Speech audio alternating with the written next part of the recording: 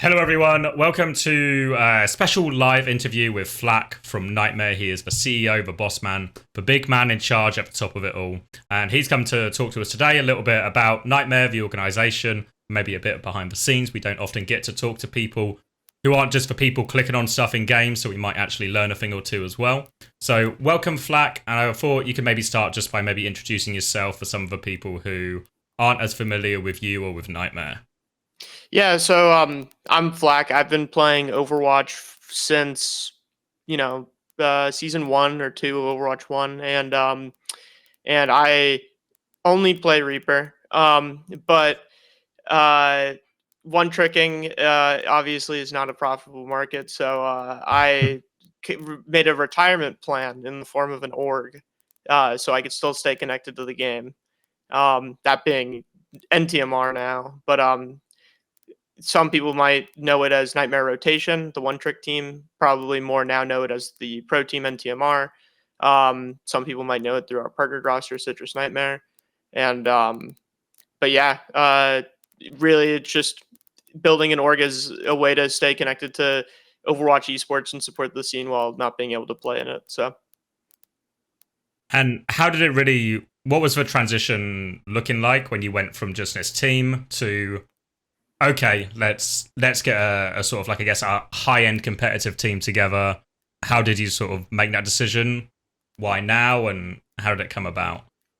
So at first, after making Nightmare Rotation the one trick team and just getting some, the ball rolling in that department, Chase from Timeless was like, "You should help us run Timeless," and I was like, "Sure." And so the Esports World Cup qualifiers come up, and we make it, but we have some turbulence on it. Just some people in ownership were on different sides of the coin, and so I made a last second decision to pull out the team from Timeless, who I wasn't sure was going to be able to represent them correctly, and put them under my org, which I was ready to revamp and put a bit more effort into, especially since it was mine. And so, we pick up the team for the EWC, and they really impressed me. And then I was kind of open to spending some upgrading the team to really be something special. So. When was it exactly? Because I guess like the thing maybe people are most aware of is sort of the buyout and the purchase of Infected as much as other players. Was that really based then quite a lot on the performance at the Esports World Cup? Like without maybe such a high level or such an impressive performance, it wouldn't have quite. Yeah, I would say for Infected for sure. After meeting him at the boot camp, knowing him for probably 4 years now as that tank on ladder who didn't think much of, and then now he's able to compete, and he's really showing like Zira and Tree, one of these young players who's finally ready to compete on the main stage. And he, the game against Fnatic live at EWC, and just watching scrims at the boot camp, I knew that the squad as it was with Infected on loan needed to be the final form. And so when it came to the buyout from NRG, obviously we tried to talk them as low as possible, but even though it was still pretty expensive, I thought it was extremely worth it for all of these players' careers, and I knew that if I wanted them to take their next steps with me, so I was cool with pulling the trigger on those big numbers. And then I want to ask a little bit, because obviously, well, NTMR are probably the team people are most familiar with.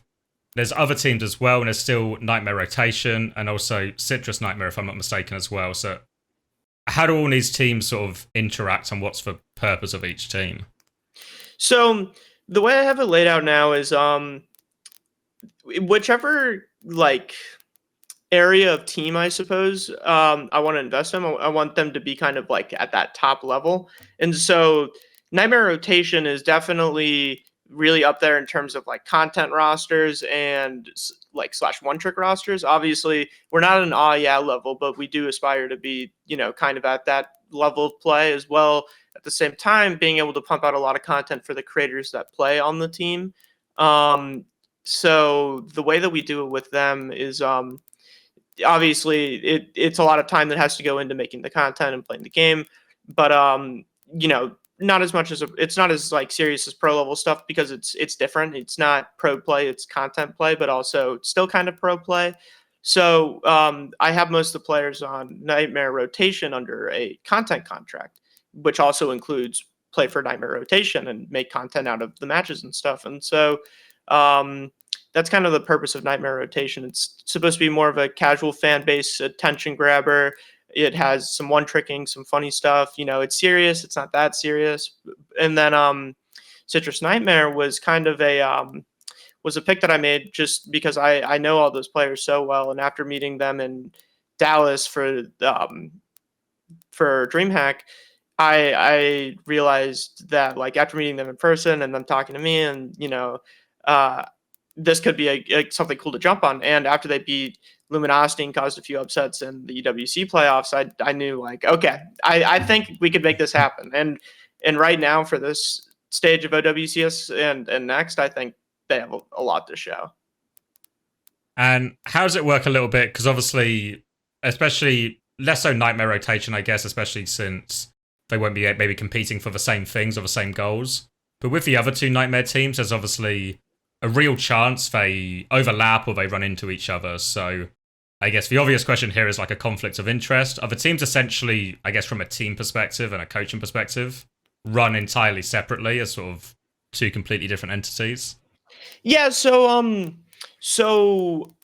Nightmare, our pro roster, it was picked up with a lot of the timeless people already in place, which is what a lot of our org staff at Nightmare is. Like on the socials and art, it's a lot of timeless people, and so when we grabbed them, it was kind of like I'm working with the same people who already kind of do some Nightmare rotation stuff because again, timeless like structure. And so, but Citrus, when we acquired them, well, first of all, I talked to them and I said, all right, if I do this, it's kind of like no going back. But if we partner instead of just picking up the roster, then at any point you can go back to being Citrus Nation. As well as they have their own coach, their own manager. There's completely like independent. They don't really need much from me. The only thing I focus on is their contracts and salaries, as well as promoting them on their Twitter page through art representation and game day stuff. But where I'm ready to kind of more, it doesn't really benefit me, but it benefits Citrus a lot. Is obviously I can't host two teams at like Stockholm, and so what I would do is I would cancel the partnership for a second and draw them back to being Citrus Nation, write a new contract, and then get them back under after the fact. Okay. I currently don't take winnings from Citrus. I don't intend on it because I don't pay them enough. It's more of like it's like a half measure. I think Citrus is always get like a cool half measure to take. It's like I don't need to give them that much to be happy, but they're still gonna try a lot, do have a chance to beat the big dogs, right? And if they do get up to the level of play and really make like a LAN, then I would probably get them more into a like pro plan in terms of contracts. But for now, they're just like that NA wild card, Hmm. And then I want to ask then, because Infected was maybe like the headline signing in terms of that's one that got the most traction, and I don't think many people maybe expected him to even leave NRG, given their sort of good run going into Dallas and everything. But after that, chose to add two more players. So with Infected, you talked about getting a chance to meet with him and work with him directly. How did you then go about picking Clear and CJ as well as players to add to the roster? Yeah, so after the boot camp, it was pretty we were pretty set that the infected buyout was going to happen. So from that point onward, with those five, we said, if I'm gonna drop money on infected, I'm gonna go all the way and make this the best team I can. And so really working with the players and the staff, they know who their friends are, they know who they want to play with, and so obviously I listened to them and trusted them as much as I could on that, as well as you kind of mentioned it in Uncoachable a little bit. You had me right on the nose with it, but I'm also doing that kind of scheme where I'm benefiting my team, but I'm also kind of slowing down another from so like we can carry this momentum that we have with NRG and TSM having to learn how to play with new players um to our advantage within like this OWCS. Obviously, I don't want to put them out of operation because at the end of the day, the thing I'm doing the most is trying to support the scene. And like, yeah, Mady leaving sucks, but like I hope to see no more fallouts of other big orgs because we do need them. And so a way to, I would say, competition, managing competition, making sure that we got the best guys on our team was definitely one goal. But also, it was just a lot of the players. They really pulled for these guys, and I was willing to pay for them because they said that if you want us to win, he'll help. CJ will help, Lethal will help, clear. While we have him, and he got a little bit of playtime in Swiss, he's still going to be able to help. But while they're helping, the Oregon will themselves to possibly some good championships here. I also want to make sure that I can help the players that aren't primarily rostered as well, and make sure that they have a reason to be there.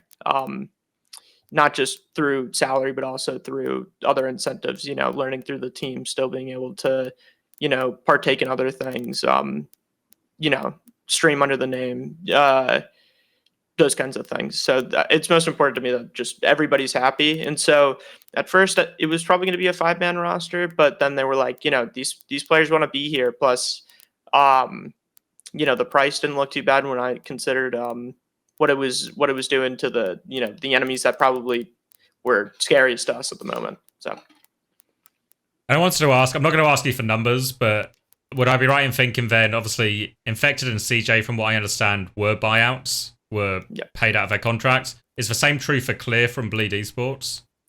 No. So, we were kind of considering Clear, but it wasn't until after he left Bleed that we realized that could be like NRG saving grace of a tank player, and plus Clear, I mean, like we're good buddies with Clear. I've known Clear for a while as well, and I know even if he doesn't see that much playtime in this OWCS, he's just kind of happy to be there with the buddies, and so I'm happy with him. So, as the same true for Lethal as well, and that was just like an acquisition rather than a buyout.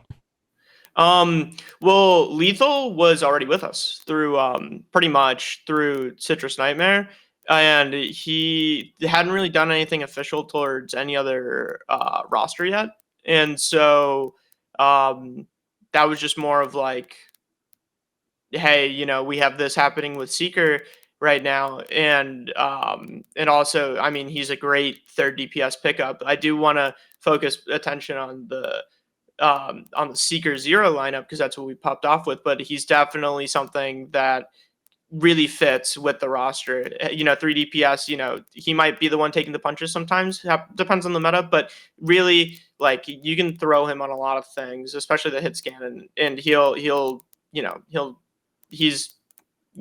gameplay speaks for himself. But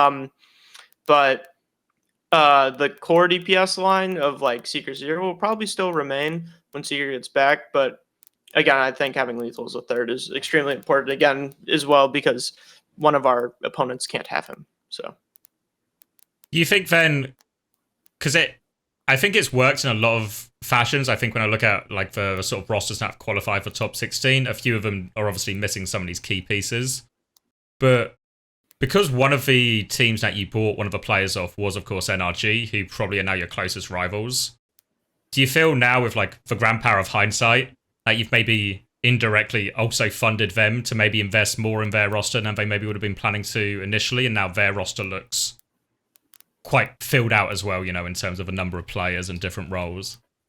Yeah, I mean, again, while I'm at the time of doing these buyouts, I felt kind of bad to, especially to NRG, because I'm pretty good buddies with a lot of those guys, especially after Dallas. When I first got into the pro work, it wasn't with Timeless. It was possibly doing stuff with NRG, and And so after Dallas, I tried getting into that like NRG group a little bit and seeing like, maybe I get an internship with them and to help with the team somewhere, help be a project manager. And but when they didn't make EWC, it was like, Chase had already picked me up for Timeless, and I was like, shoot, I got to change gears real quick. And so I kind of left the NRG guys in the dust with that, and then I kind of come back and that was my first move. So it felt very bad, but after knowing them really well, I knew that and where the position of NRG was that they would use that money for another player, which was important to me because of how much they've done in the scene just by coming back with students of the game. If they were to leave that early, it would be really upsetting and we'd lose a lot of fans. And so I'm really glad that they used the buyout money to make the good pickups that they did. Definitely makes for a closer match against us. I'm nervous for that game, but I think the defining factor is how bad my guys want it, because what they want right now, their goals and mine are aligned, and it's to take NA, and so it's a tall order, but I think we can do it. So, and I don't think we'll let anybody stop us as long as we want it enough, I think you've talked about it before on your Twitter and on Reddit as well about how the goal is ultimately to dethrone Toronto, which is a lofty goal. When you talk about dethroning Toronto, what kind of time frame are you talking? Like, we'll eventually catch them, or are we talking within, say, stage 3, stage 4, as soon as possible? Yeah, eventually. I mean, obviously, it's not that easy to get scrims against Toronto, but eventually, I think what would be really, really cool and quite cinematic is if when we make some games close in this stage, and then by the time Stockholm rolls around in the next stage, we'll be really ready. We will have played them a few times. It would be a crazy defeat for them on stage too. But obviously that's in a nightmare. But I think they can do it. It might take some time and some getting used to playing against them a bit more, since especially for some of the newer guys like who haven't got a chance to play up against play Toronto a whole lot. They're gonna need a little bit of practice with it, but I think they'll just need a few VODs and just pick it apart just a little bit, and they'll be able to do it. Because one thing I haven't mentioned yet about the team that I think is amazing is our coaching staff. Just they're part of the team. It's the team is very much friends. We're all just kind of like, it was very chill at the boot camp. Like everybody's like roughly the same age, into the same kind of stuff. We're on the way to the boot camp, and Coach SNR and Infected are both bringing Pokemon cards that they're going to trade when they get there. Infected homebrews Zera's DS so he can play whatever he wants on the flight. Like, it's just like goofy stuff. Infected wakes up, asks me first morning of the boot camp, can I play Roblox on your laptop? Sure, go ahead. Like, just desperate for it. Yeah, everybody is there. It's just really cool to see how real people are after like DreamHack for Dallas for me. Especially the players on my team now. It's just they're very like real to me, and breaking that wall between like the real world and like the gaming world was a bit hard at first, but it's like, they're good people, and they're all friends, and it builds a really great ecosystem in terms of a team org situation. So I wanted to ask you a little bit about the business side of things as well, since most of the people I talk to are way better at clicking on things and maybe running a business or anything beyond the scope of their computer. So you talked a lot about it sort of transitioning and it sort of becoming real. Was the idea to start a team or turning it into like an all gaming from the top? Was this something you'd had for a long time and this was just the right opportunity eventually came up? Or was it really just opportunistic in terms of how everything happened? So yeah, after Nightmare rotation, I was actually, before making it, I was getting into game design more. I had worked with Misfits, helping them with 3D design on some of the projects they were working on, and and I met like Albert and Avast on my first day. It was funny.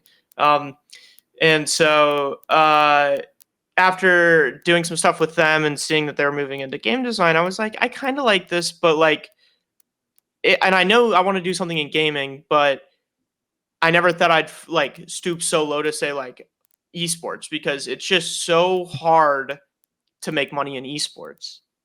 And then I kept thinking about it and I was like, I love gaming. I love this game specifically. Like I already know the people to make this happen. Enough made sense to the point where it was like, if I do want to make an org and really go through with it and like make it my own and make this the thing that like I focus my studies on, which I now have. I now swap my major to business management and esports spectatorship, and so when the timeless opportunity came about, when that team kind of started looking like they needed someone to not save them but just more make it a bit easier, I was ready to make the decision and go all in. So And then everything lined up.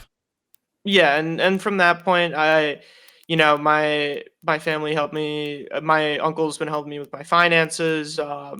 My like in terms of keeping track, because there's a lot of money going a lot of different places with an org like this, to all the art, the players, the other staff, um, and as well as like subscriptions to like Squarespace and DocuSign and all these things. There's a lot of weird charges and stuff, so keeping track of that's a big hassle. But also like the LLC agreement documents, getting that all sorted was really important, as well as other contracts with like players, and kind of learning like where we should put buyouts, how much we should pay content creators based on their size, how much should we pay a sub who isn't a main roster player. There's a lot of questions come out of that, but that's kind of at this point, like I can ask some higher ups of other orgs who I'm familiar with, and they'd probably tell me. But at this point, like I need to be the genius on esports. You know what I mean? Like if I'm gonna be doing this, I need to kind of like either reinvent the wheel or fit it right now. And so some shots in the dark with a lucky landing, and we're here. So I wanted to ask then, because obviously there's a lot of things happening in a lot of different directions. So how much of what's the kind of split, I guess, in terms of like, obviously there's been, I guess, essentially a big investment kind of up front in terms of securing the roster. How much of the money being spent going forward is going towards like salary versus content creation versus promotion versus all of these, I guess, like non-competitive things in terms of like growing the org and growing the brand? So, I mean, let's pull up the monthly finance sheet here.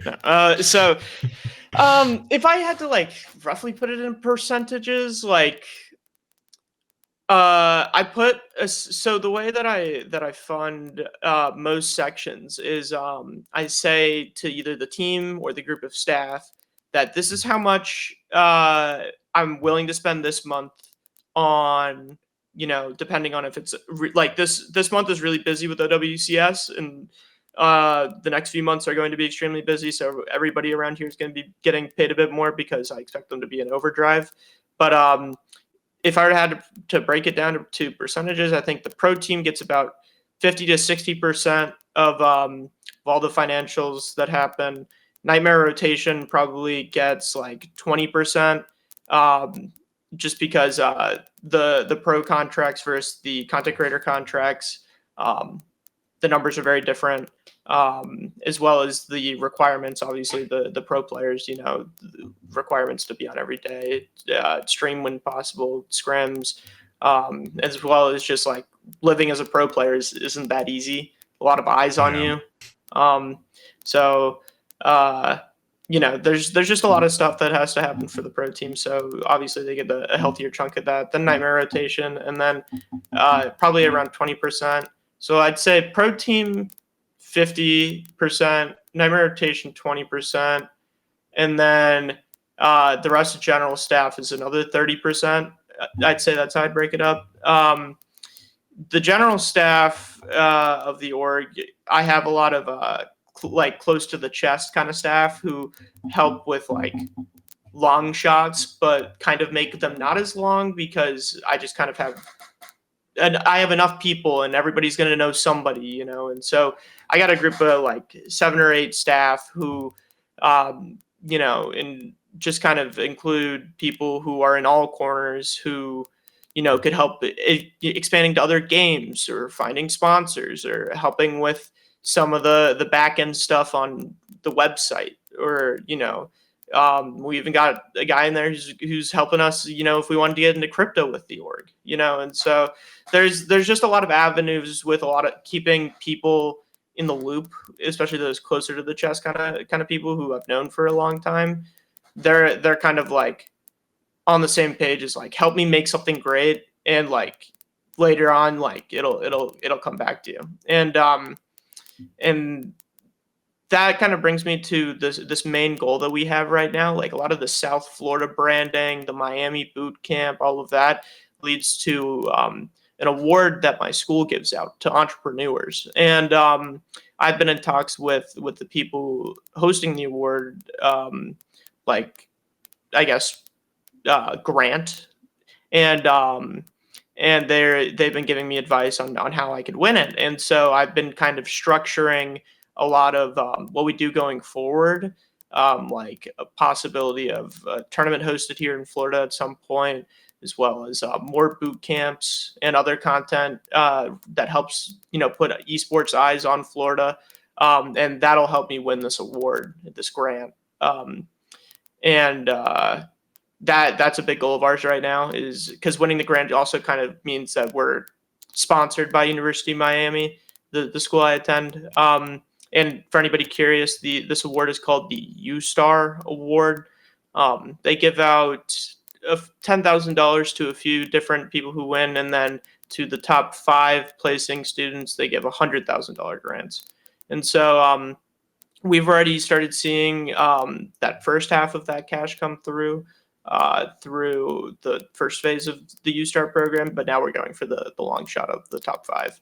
And so that's where a lot of the South Florida stuff comes from. We want to do stuff with the university and kind of help, you know, make this more into an esports hub. You know, slowly, but you know, Misfits is also here. It's Miami. You know, a lot of emerging new technology. I think it could be a great place for esports. And I wanted to ask, because I guess a question that always comes around esports orgs is, how do they make money? And at the moment, am I right in thinking that most of this sort of, I guess, like startup investment has all just come directly from you? And is there a plan then for this ultimately to become something you're not having to essentially personally fund, but it becomes a sustainable business? Yeah, that's the goal right now. I got, my parents are great. They've been really supporting me with like where I can get the money from, and where you know, my dad's he's a CEO himself, so he's given a lot of great advice, and one of his biggest pieces of advice after making the place that we just made is figure out your revenue streams ASAP. And so I've been looking at revenue streams high and low, from, you know, the Hail Mary that Overwatch puts in-game org representation into the game at some point, to the low end stuff of just like start getting on merch, content creation, you know, hit the amount of followers you need to hit on social media to start making revenue from it, as well as some other things like maybe some sort of subscription-based thing for coaching and other content that we have on our org, since we have a lot of coaching and a lot of content creators. You know, maybe there's something we could do there with a Patreon page. There's a lot of different things I'm thinking about, but I'm trying to make sure that we land on something that's right, and also a bit something new that kind of sticks us out. Like, people aren't just paying for more of what orgs do. People are paying for what this new org does. You know what I mean? And so we're still brainstorming on exactly what we could do, but whatever we have our fans pay for will be something worth it. You know, we'll make good quality merch, good designs on our artwork, and whatever we do to, whatever revenue paths we pick, we'll make sure we do it well. So. And then, do you feel then there's like, I guess, like a big onus on you guys to essentially make the money yourself, because what's provided by Blizzard isn't really enough to feed back into the business essentially to sustain itself? So the way I'm looking at it right now is we do get a chunk of winnings since we give enough resources to the pro team, we're entitled to it. And so the way I've been kind of thinking of it is I don't see a world anytime within the next few years where I don't use winnings to go back into the org, right? Like winning, when I see like winnings and I'm, calculating like, okay, we're probably going to end like one of these placements, but let me think of a plan based off of like, the 10K that we got from Esports World Cup, right? For just, any of the teams that made it got that. And then if you got, what was it, top 12, top 8, you got a bit more. And so I was calculating, a few of the spots that seemed realistic for us and how much money we'd get out of that. And based on that, I said, all right, this is our funding for staff, marketing, artists for the Esports World Cup specific stuff on our Twitter. And so I think I'll probably continue doing that with winnings. And so I'd like to establish other, revenue streams that don't just rely on winnings. Because also, like Twisted Minds at DreamHack, Visa could stop you at the door. Life happens sometimes too. So really just want to be ready to make money in as many different places as possible once we get a bit larger. Yeah, I think we've seen it. I remember at Cloud9 they had something kind of similar to essentially like the biggest fans sort of exclusive membership program, and it would utilize a lot, well, mainly not the Overwatch players, but the League of Legends team, who I think maybe a few more fans, but would utilize them quite a lot in terms of like signed giveaways and exclusive merch or exclusive access to these type of things. I think it's something we've talked about on Uncoachable in terms of this divide that has happened in Overwatch League, where the pro players just play Overwatch and they're good enough at Overwatch. Now everything just happens around it and it provides income, provides a living. Now we're in a bit more of a, I don't know, call it like a free market or the Wild West, where everyone's there's a lot less money going around. A lot of orgs don't seem, maybe with exception maybe Toronto, don't seem to maybe use the players as much as some others. Is your plan to integrate the players into the content as much as possible, or try and get more out of them? And I know you mentioned like the idea of maybe some sort of coaching included in a membership deal or something. Is there a plan to integrate the players more into this sort of world of things? So as of right now, the players, we'll continue using them for social posts and stuff like that, and taking from their streams and their tournament matches and their other content and posting it if it's funny, if it's relevant, and so but in their contracts, we would have to like rewrite something to be more content heavy. But at the moment, their contracts are really just like, if you're at a physical like LAN event, smile for photos, please, and then like stream if you can as much as possible. It's not a requirement, but I think for the longevity of pro players right now, I think stream revenue really helps, and I think it's hard to be a streamer that goes into a pro player, but I think it's really easy to be a pro player that goes into being a streamer, and not like leaving the pro scene to stream, but like being a pro player that streams. I feel like you could show up and say nothing for hours, but you're a pro player, so people will sit there. You know what I mean? So I do encourage my players to stream a lot for their own sake, as well as, sometimes they get funny clips that we can post on Twitter. So. And then one thing it's kind of maybe a bit of a faded idea by this point, but one thing we talked about and kind of existed at least at the start of the year was the idea of sort of like streamed scrims and streamed practice. Was that anything that's ever or is under consideration by Nightmare?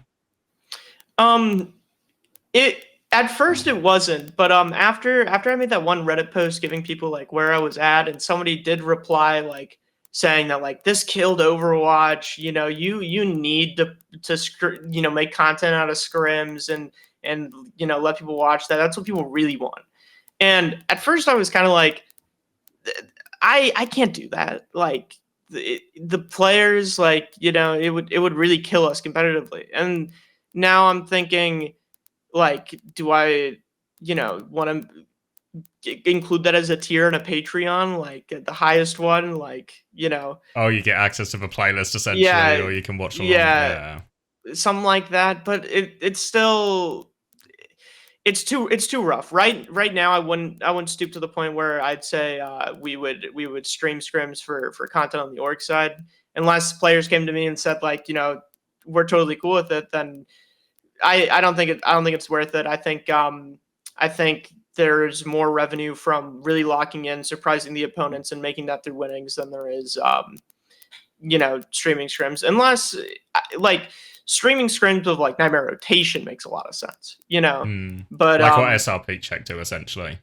yeah, but SRP check is kind of like very similar to the way I look at Citrus, where it's like they've got some content people, they've got some one tricks, and they've got some pros, and so it kind of makes for this like fun experience to watch. I always think watching Citrus is a great time, and I mean it's not that I can't say the same thing about NTMR, like the pro team.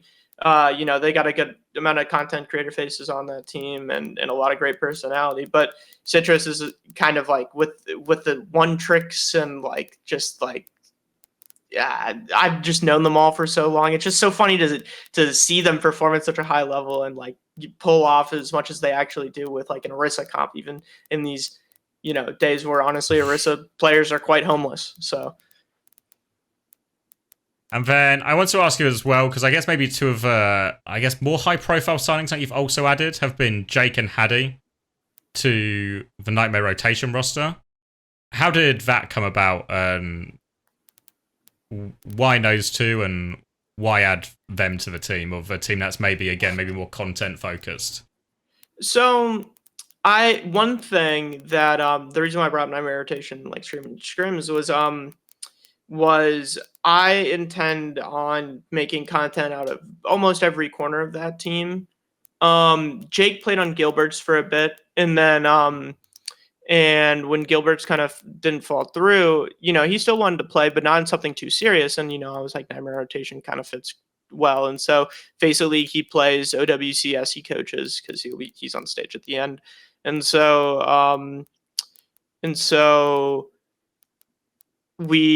I was thinking like, how could we make, like when we VOD review and we theory craft, it gets funny, like really funny, just the things that we throw at the wall, just to try to make Hog work or, Junk Bastion work or, because it's not easy, especially against teams who have hands. And so,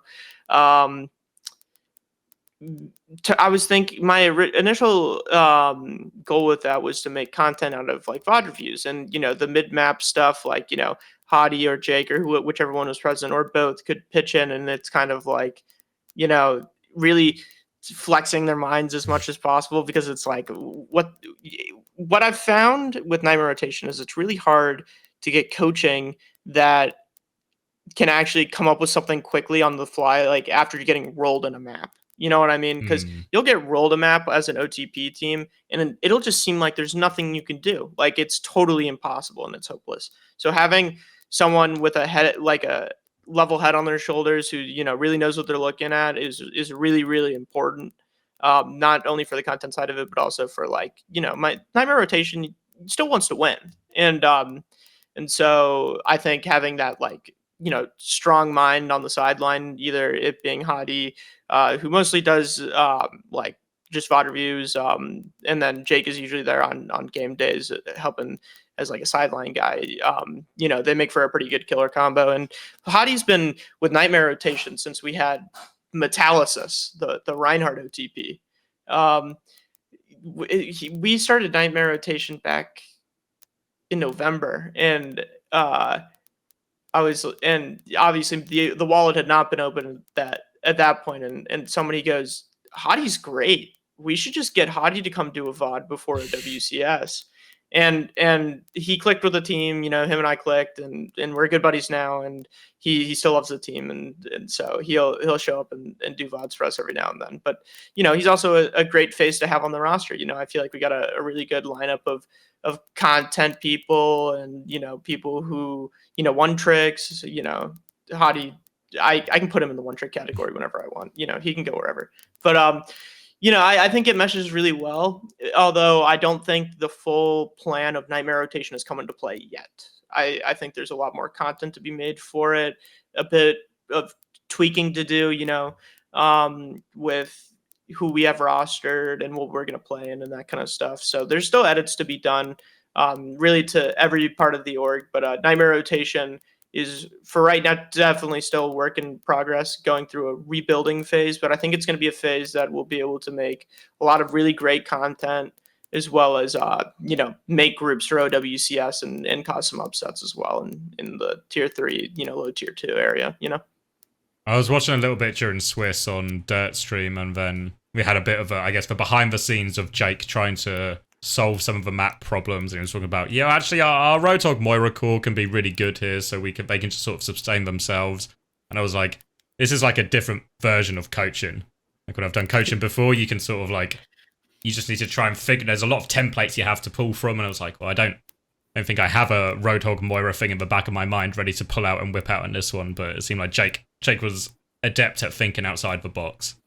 Yeah, Nightmare Rotation very much locks you in with only a few set of tools, and everybody, including the coach and the managers, have to kind of abide by it. Like having to convince people to scrim us when we get scrims very rarely is extremely difficult. My manager will go to a team and they'll say like, maybe we'll play you guys, and he'll be like, Dirt will only play Hog half the scrim. And you play anything you want and that's a compromise. But I mean, after this at WCS, Dirt is ready to flex a little bit. Not, Hog is still going to be our bread and butter for sure. But after Maga meta and this meta again, still being just devastating for Hog.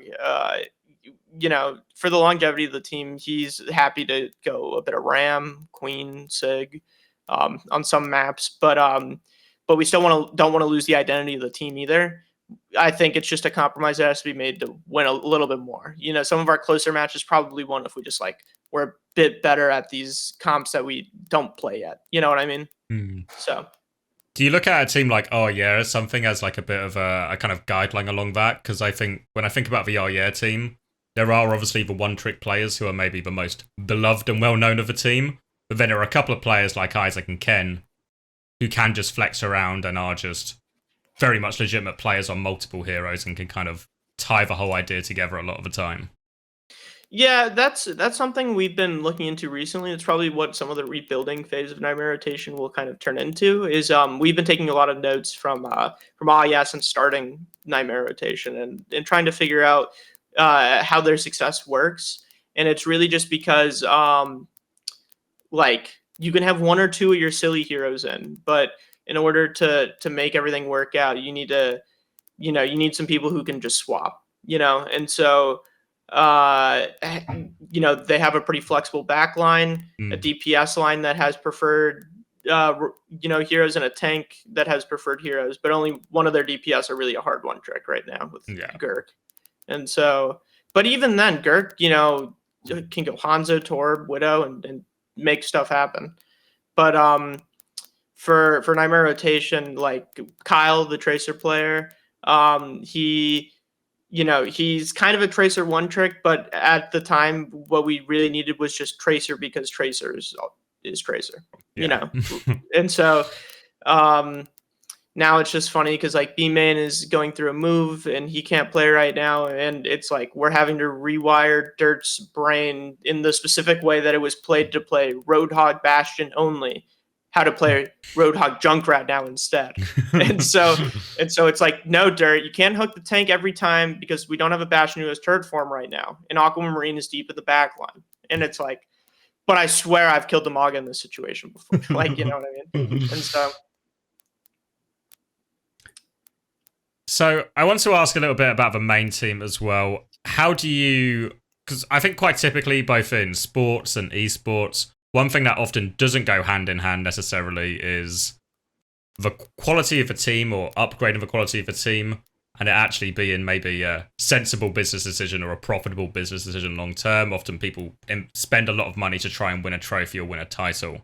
How do you go about trying to balance how much is worth investing versus how much is I want it to be a sort of sustainable business model? Um, so there's still a lot more investing to do, but we can't really blow it all quickly. Because obviously this, we don't see a return, like much revenue being made still is pretty far out unless something happens or sponsors come in. And there's a lot of different possibilities, but right now we have to assume that none of these possibilities are going to hit us, and that it's going to be a while until we start making our own revenue. And so this money that I'm kind of like sitting on right now, I'm really just saving for the month, just being able to keep this going monthly. And if anything, I could start paying people more, or just making sure I have enough to keep growing at the pace that we are to pay staff and players monthly right now, and then can reinvest some of the winnings into like some of what happens before the tournament. Again, knowing like, yeah, looks like we can get this place finished, and then we can use that money for this. But relying on winnings, the other problem with it is you won't see it for another year or two. So, Yeah.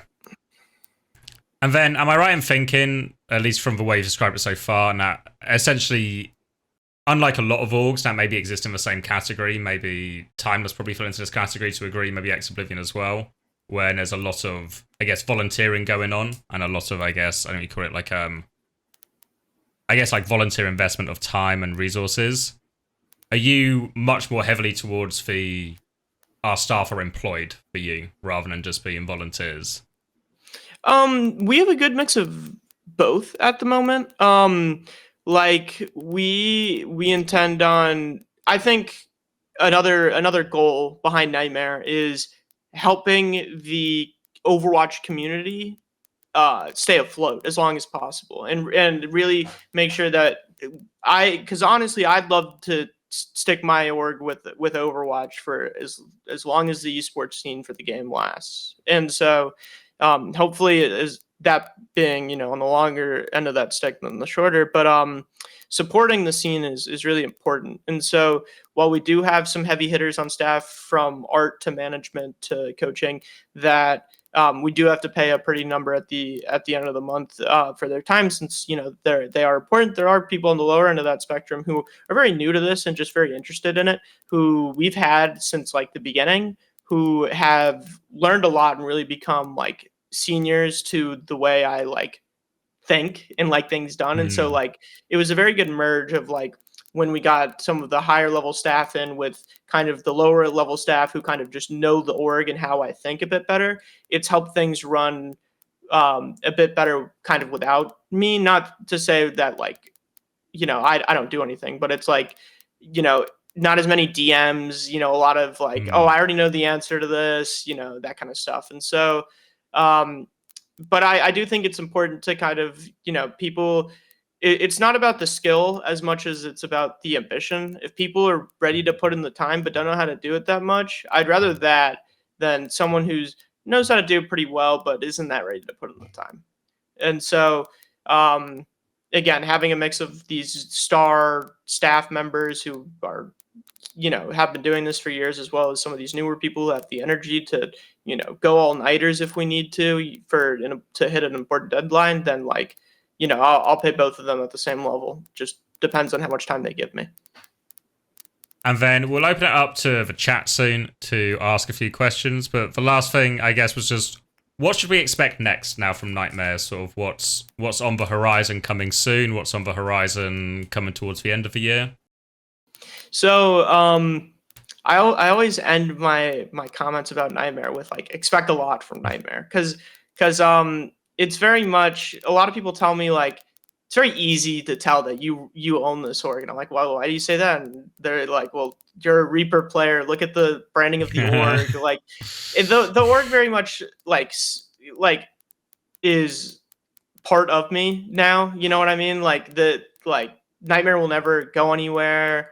It's always gonna be like, if I'm around, Nightmare's around, and if Nightmare's around, I'm around. And so what I would say to expect next is growth in sections of Overwatch, in sections of similar hero shooter games, where we're mostly directing our focus on is that genre. Marvel Rivals, we took #1 in NA in the recent tournament. We expect us to do that again. We're putting a lot of resources into an early esport like that, but I think there could be some promise behind it as more of a niche sport, but who knows? We could, see where it goes. I really like the direction they've been taking so far. And then, another door to go knock on for us is probably Valorant pretty soon.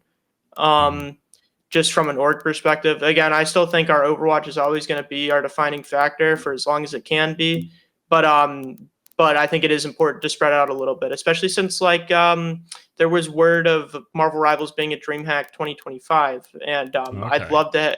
I'd love to support both an Overwatch and a Marvel Rivals roster at that DreamHack. That could run a booth at the event, something like that. But expect more structure, more formality. A formal website with merch is coming real soon.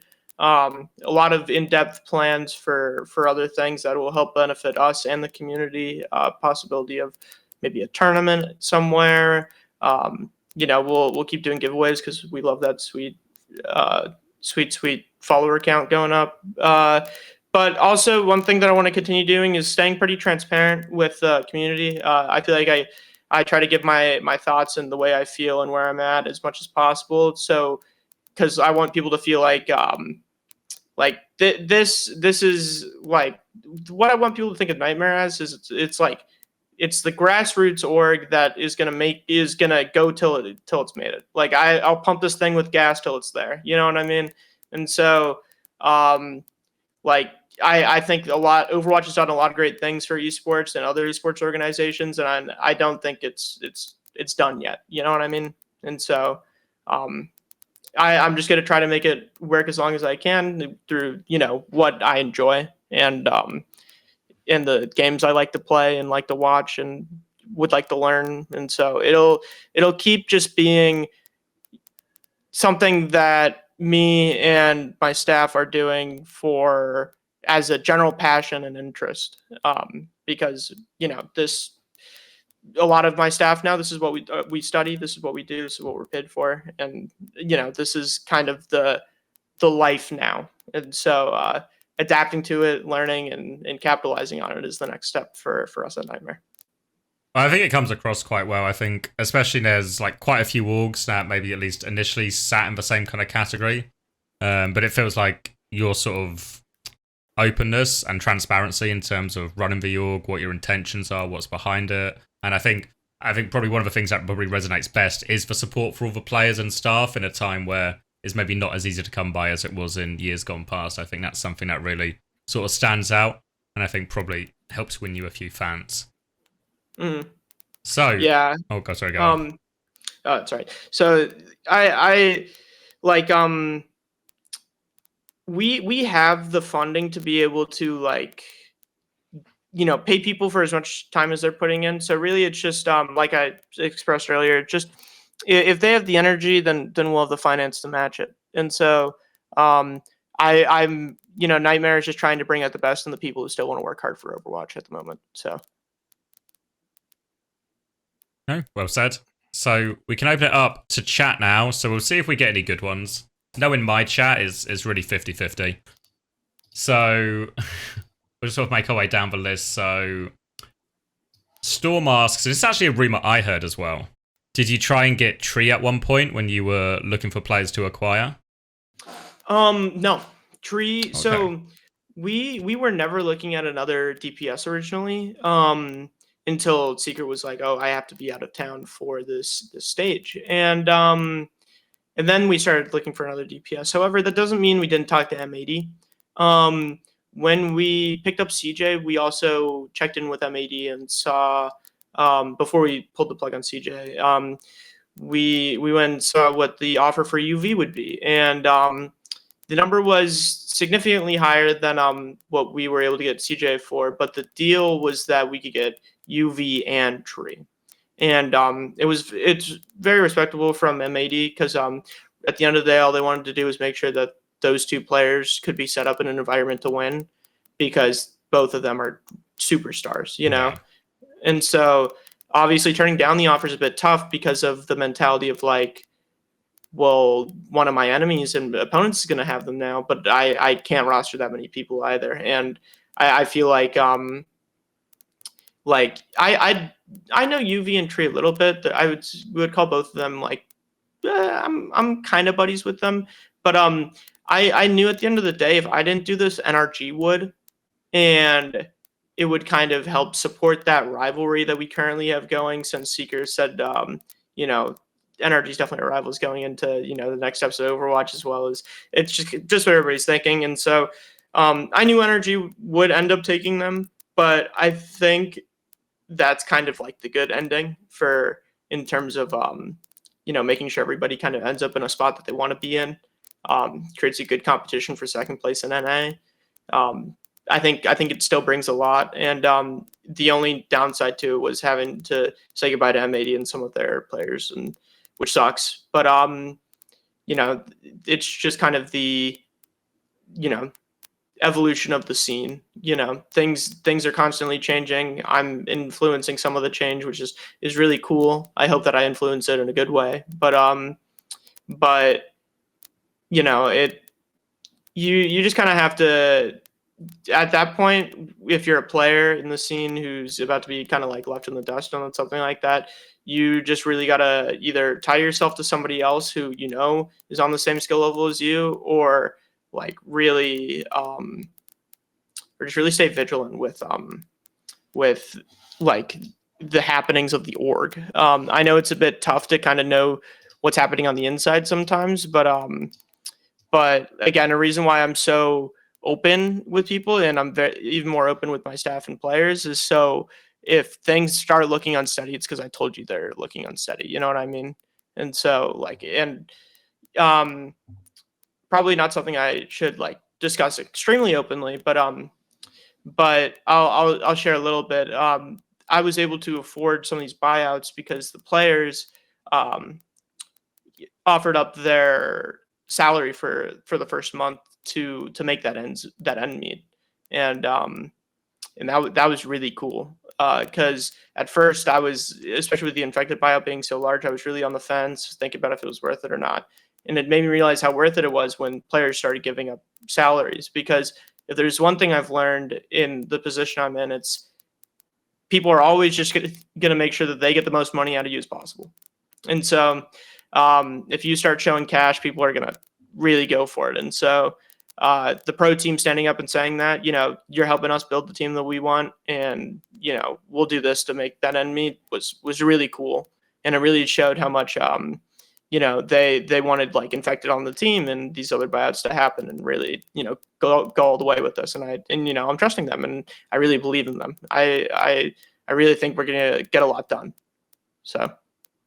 Yeah, I think when I heard Infected talk about it on stream, and that essentially it was like a competitive decision he made rather than like just a what's the most money going into my account decision, I thought like, well, actually, that's actually a big call for someone maybe as young as Infected to make. Now, I'm dedicating myself to what I believe is my best chance of winning, even if it's going to maybe cost me a little bit in the short term, or a bit as whatever it is. So I had a lot of time for that from Infected, actually, so... Yeah, it was a very hard decision. I was kind of really worried for Infected because he is so young, going through something like that. All these people calling him a snake, and I worry about how my players are always feeling about the game. We don't have an in-house psychologist at the moment. I don't think we need one with this current rosters. Everybody's head is pretty good, but I do check in as much as possible to make sure everybody's mental is okay, and make sure everybody's, the way that they're looking at the game and the community is still healthy. And because too much of one thing can turn into a bad thing. And so making sure that everybody still has a healthy outlook on it really makes for just environment for everybody.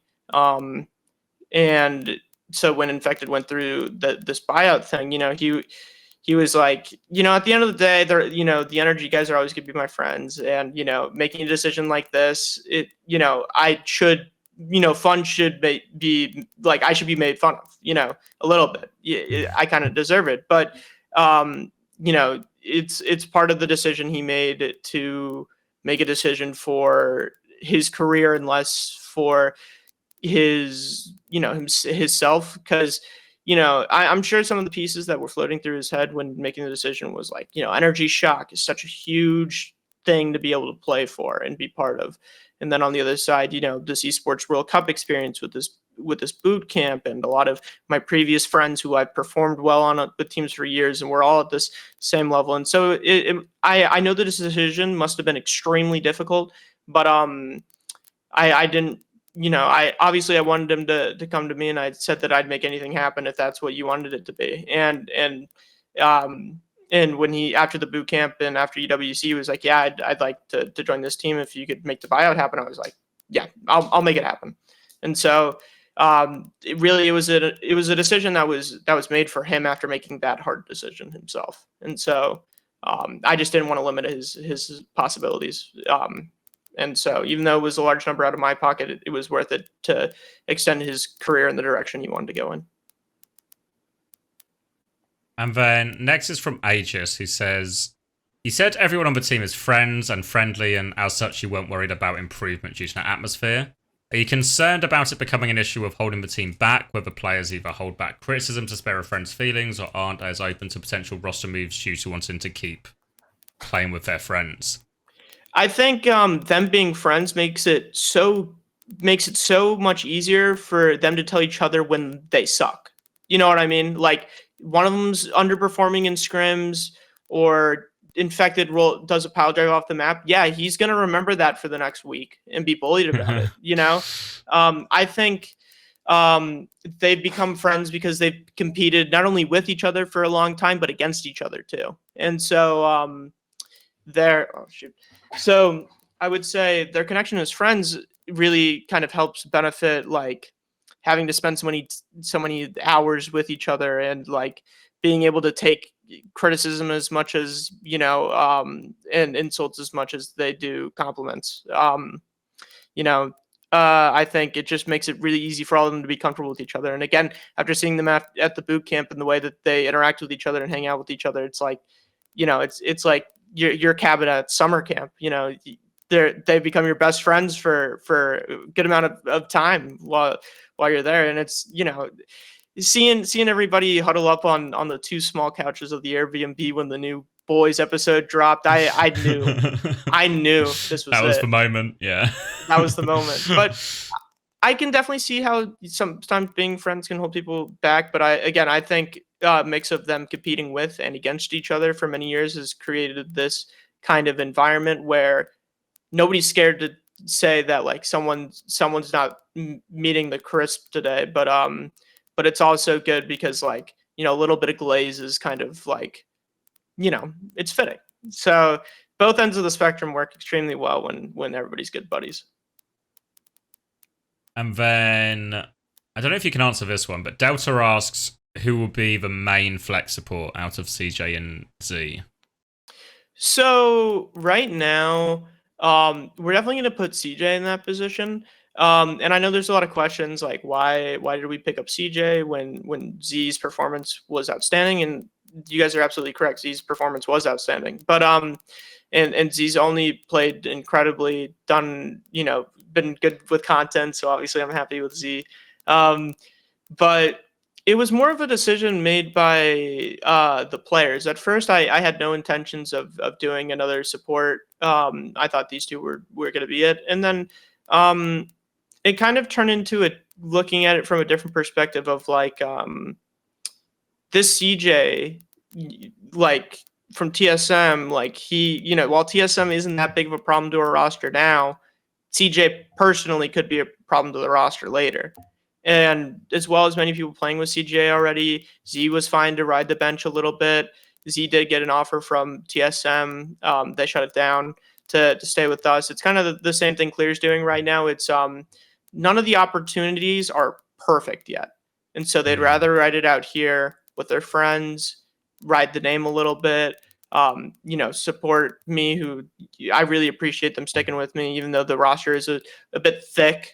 It's still glad that they're sticking by my side with this. And, even the sub positions are getting paid a little bit. They're not here empty handed. And they're here to do, play hard. And so even if they're sitting on the bench a little bit, they're still being endorsed for it. But also that doesn't mean they're not being practiced at all. Especially during the Swiss stage, we played with every, orientation of our team throughout the 8 players. And, sometimes it was CJZ, sometimes it was Admiral Z, sometimes it was Admiral CJ, sometimes Clear was in, sometimes Infected was in. Obviously Seeker was out, but at the same flip of a coin, I feel like I could throw Seeker in for Lethal or Zira. I feel like, everybody is like on the same general skill level. The only thing is I wouldn't put Admiral on him. Poor Ollie getting singled out here. No, I'm kidding. But yeah, that's the only. I mean, like, obviously you can play the other role, but like that's the only role that I kind of keep separate is like main support, flex support. I feel like my DPS. Again, I'm not the coach or anything, but just in general, after learning about them and having them play with us for a while, like the DPS can play anything. Obviously, you want to see Seeker on hit scan, but you can throw him on Genji and he can still have a good game. But I think the flexibility is really nice, and especially since we don't have to lock down the same 5 people every time. It could be especially with school year coming up. I think it's good to have a bit of a fatter roster to make sure you're always making face-it league matches and all that. So. Yeah, I know it was a big sort of pain point, I think, for Luminosity towards the end of stage 2 when they were trying to juggle face-it games and OWCS games, and also I kind of really need to not fail school either, and it just became like a really big time crunch for all of them and a lot of stress. Then from OBS Sojourn we have, do you ever consider recording player comms for content? Besides listens in of a broadcast, a lot of people loves the obs com checks, but I think an edited player comms video, so I guess like a recording the scrims, but then just making like an edited version of the comms check so you have a bit more control over what does and doesn't go out. I've definitely considered it. Again, as part of like maybe a Patreon tier, if we went that route, or some sort of like paid content thing. Since obviously that is a bit hotter piece of content, it would definitely be something I'd have to discuss and have the players sign off of on contract. But it would also probably have to be something where the players get a split of whatever revenue I make out of it too. But it's not something I haven't thought of. It's definitely something that it would be like, this previous OWCS, we record some comms, and then next OWCS starts, and then like we release those like comms. Hopefully the meta changes. Like, it's just weird with when to release them when it's like a quiet time, because they're obviously going to get out. So it's something I'm thinking about, but it's just a little complicated at how to execute it the best.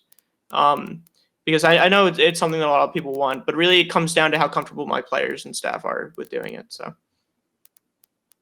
And then I guess a lot of my normal chat questions, which maybe aren't super relevant, about emotes. Favorite skin? In the game? Yeah. Reaper Nebula. That skin is like hands down, just like holy crap. Like obviously I'm a Reaper player, I'm gonna pick a Reaper skin, but Reaper Nebula, anytime no surprises. Anytime my artist is like, all right, I need to draw you this graphic for this thing we have coming up, I'm always like Reaper Nebula skin, cackle victory pose. But I also like the Moira mythic skin. That's a cool skin. But those are my 2 favorite. Fair enough. This one comes with a compliment. This one from Big Boy Price. Did you have much experience in esports before creating Nightmare? You seem like quite a balanced and knowledgeable owner.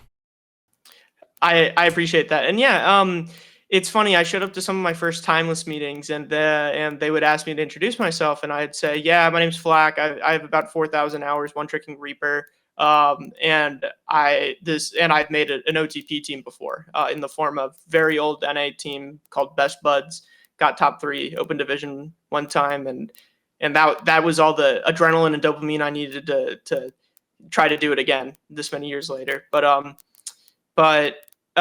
mean, having friends who have been in the org position for many years, having just been on Overwatch Discord and Overwatch Twitter since like 2017, 2018, just being around to see everything kind of fall into the place that it has now. It's kind of come to a point where I can focus more on what's happening instead of playing the game, since I have school happening in the background. I gotta, obviously I still play the game. I still run down plenty of lobbies on Reaper, but I'm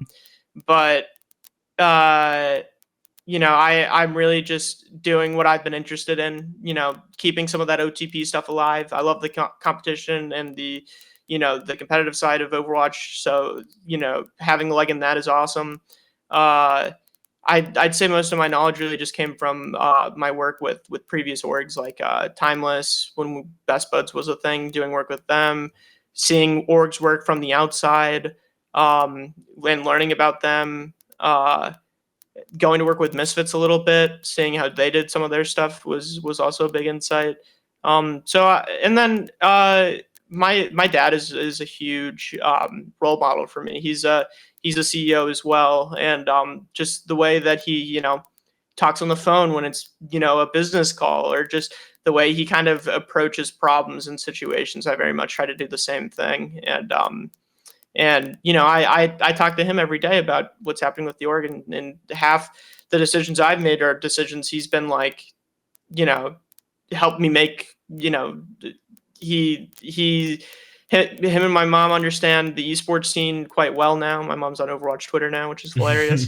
But they're getting very into it, and it's very awesome to be able to have a conversation with them about this kind of stuff, and they know what I mean when I say, yeah, we'll hopefully get 500 circuit points after this stage of OWCS, and my mom can respond with something that actually makes sense, is insane to me. So well, it's a nice thing to be able to share, especially. Yeah, it's just awesome that they're also as interested in it as I am. Obviously not as interested, but like, it's great to have them behind me. So it's really helped with everything I've been able to do. Okay, we'll do maybe just one more, because I know I've kept you longer than I intended. And that's okay. Enks asks, what's the lore behind the name, behind Flak? Flak. So I'm from Florida, and my name is Jack. It used to easy. it used to be Fl4k. Oh, and then I've always been a big Borderlands fan. So when Borderlands 3 dropped and Fl4k, the character, came out, I was just like, I'll fit it. And so and plus the 4 looks clean, and yeah, I don't know. Big Borderlands fan from Florida. My name's Jack. So everything kind of worked out. I guess a suitable follow-up as well is, where does Nightmare come from? So originally when we made the team, the OTP team for Flash Ops, it was called Level 5 Endorsement. And I was thinking like, we need something in the same vein as NA Avoided. You know what I mean? And so we were thinking about it, and I was like, at the time, the blunt rotation meme, like this would like this is a crazy blunt rotation of people, was pretty big. And a lot of even like esports orgs were, tweeting like, their team, their rosters is playing funny comps, and they're saying like, this is a killer rotation, like a nightmare blunt rotation. And so I thought nightmare rotation, it sounds pretty edgy, it's pretty funny, people get it, and I thought it could work, and it did. And so we started formatting into NTMR after this crazy hype around putting the name of your org in your name, which I think is so cool. I think starting your stream title with the name of your org, being, and like the fact that like, I'm NTMR Fl4k, 0 is NTMR 0, like, their Twitter search, that's really cool, like way to support on social media. And so I kind of picked something that was short enough, but also really recognizable. So NTMR was kind of it. You could easily tell what that translates to, Nightmare, and and after partnering with Timeless, it was hard to decide. Well, is it going to be Timeless NTMR or TML Nightmare?